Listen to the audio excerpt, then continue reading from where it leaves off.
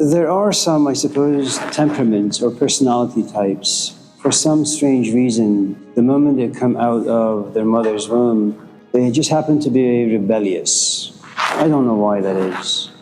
They probably have a couple of missing screws. And they're the sort of types where they have a tendency of internalizing experiences, but not being completely satisfied. They don't respect other people as much. They have this, I suppose, mysterious longing, yearning, sadness to them. And they read a lot of books perhaps, maybe they go to workshops, maybe they watch a lot of YouTube, but for some strange reason it doesn't provide much nourishment. And there comes a point where they say, nothing works. You know, I think about, for example, the story of not so much Hermann Hesse's Siddhartha, but Siddhartha himself about 2,500 years ago.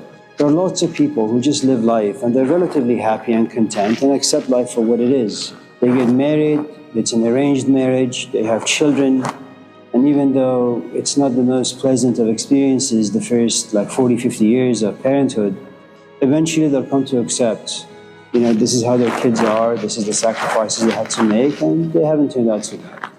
So there is a good category of people who are just yes people. They go to work even though they know it's, to some extent, they're being exploited on a daily basis. They don't really make much money, but they don't really much care, I suppose. They're comfortable with their lot in life. Siddhartha, on the other hand, some 3,000 years ago, I don't really know what his problem was.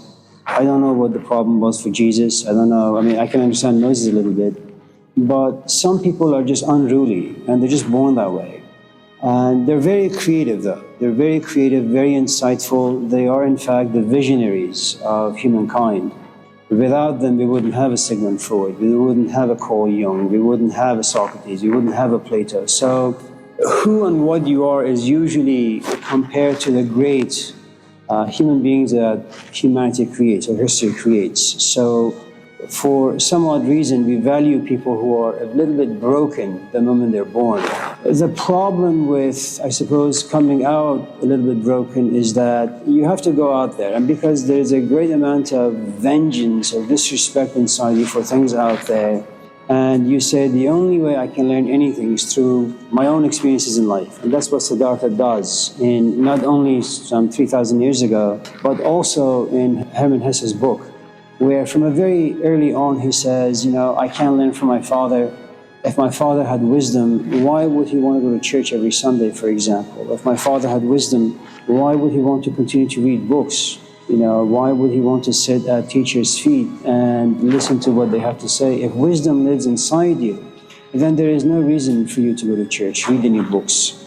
You should accept and kind of just go through your life the way wisdom demands of you. And so it begins to become very, very doubtful of everything under the sun. And you don't find very many people like that. Eventually, all of us in this class will find an oasis of sorts, but not the unruly kinds, not the introverts. And the problem with introverts is that ultimately, when they complete the journey, will come back and turn out to be exactly like the yes person.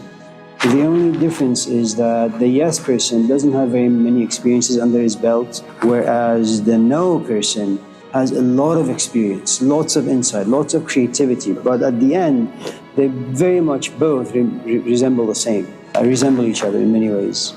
What is interesting about Hermann Hesse's novel is that near the end of the book, he comes to realize that there is nothing wrong with just being able to love your kids, getting married, having a job, just enjoying the sunset or the sunrise. It's really, really quite wonderful. And that's really the only difference. The only difference is that the no person has to go through this long journey to get his head banged up against the wall a couple of times, to get to a place of, I suppose, a solitary place where there's a good amount of darkness and confusion and anger, and then there is acceptance. And then they'll go back into life. I'm not quite sure how best they can survive going back into life. What little I know of some of the heroes that humanity has created, they have a really, really difficult time coming back, getting married, having children, having a 9-to-5 job, just chit-chatting with regular common people about regular common things. So that's really the best answer I can give you.